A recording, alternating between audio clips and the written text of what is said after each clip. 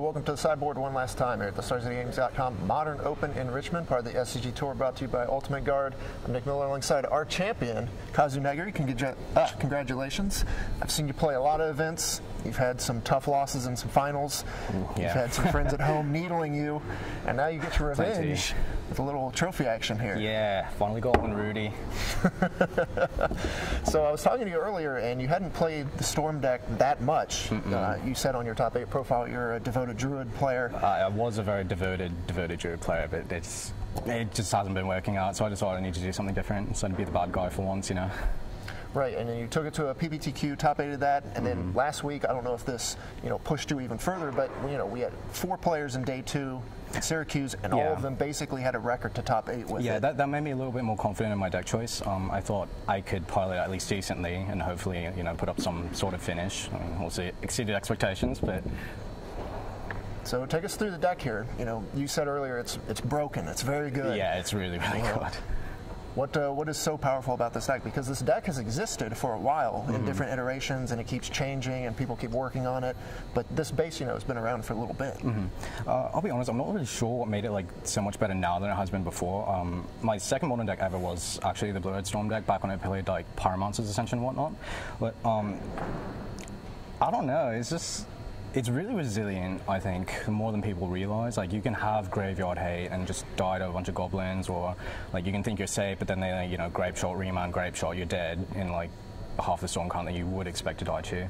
So just stuff like that. I don't know. I think it has basically really good matchups against the board. Most of the modern field right now, there are very few matchups I felt like I was not favored in. So yeah, I just thought it was really well positioned. Last weekend definitely showed that. I'm definitely happy with my choice. Yeah, when you say it's resilient, that's something I noticed just watching your matches throughout the course of today, especially in the top 8. You ran out against your semifinal opponent, multiple Empty the Warrens.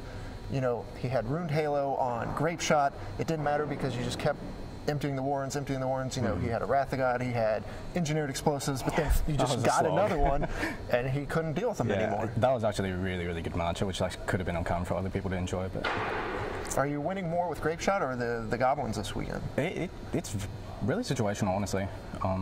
Sometimes I want to go on the Ambiplan if I expect a lot of side or graveyard hate and whatnot, and sometimes you can't do it against say Blue-White Control, for instance. They have so many ways of dealing with Goblin tokens. They have Detention Sphere, Jace Plus, Verdict, sometimes you can't even do that, but then you have stuff like Rest in Peace stopping the whole Gifts on Given, Parts of Limbs combo and whatnot. So it's just, you have to really know what to expect from your opponent after board in particular. And I mean, game 1s are usually pretty straightforward. You just make them on mana and just flashback some stuff and kill them. But I think the best way to succeed with this deck is really just knowing sideboarding and how to approach matchups later.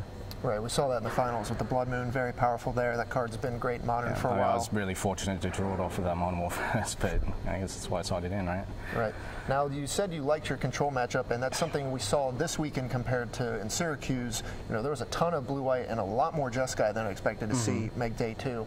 And you basically played 3 straight rounds against control decks from Blue Moon and your, round 15 win it in versus Jeskai, quarters and semis. You like those matchups? Absolutely.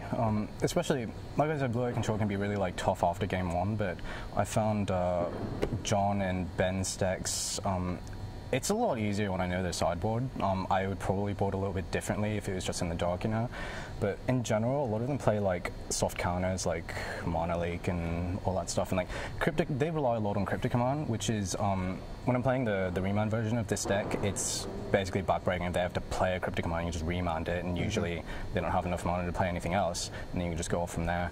So it's basically just a combination of really expensive spells and taxing spells, which make the Storm deck kind of favored in that regard.